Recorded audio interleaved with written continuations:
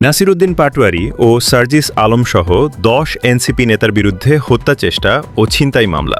হবিগঞ্জ ৩১ জুলাই। হবিগঞ্জে সংঘর্ষ ও সহিংসতার অভিযোগে জাতীয় নাগরিক পার্টির এনসিপি কেন্দ্রীয় মুখ্য সমন্বয়ক নাসিরউদ্দিন পাটোয়ারী এবং উত্তরাঞ্চলের মুখ্য সংগঠক সার্জিস আলমসহ দলটির ১০ নেতার বিরুদ্ধে হত্যাচেষ্টা ও ছিনতাইয়ের মামলা দায়ের করা হয়েছে।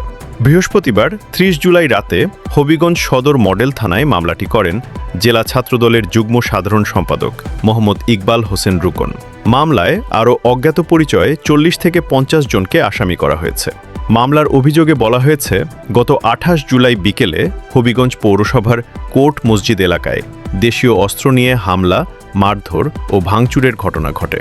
হামলার সময় বাদীর কাছ থেকে একটি মোবাইল ফোন এবং নগদ ৫০,০০০ টাকা ছিনিয়ে নেওয়ারও অভিযোগ আনা হয়েছে।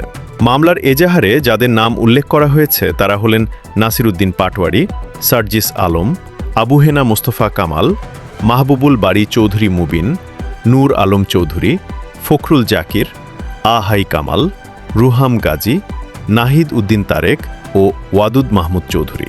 অন্যদিকে এনসিপির দাবি, ২৮ জুলাই তাদের কর্মসূচি শেষে ফেরার পথে ছাত্রদলের নেতাকর্মীরা হামলা চালায়।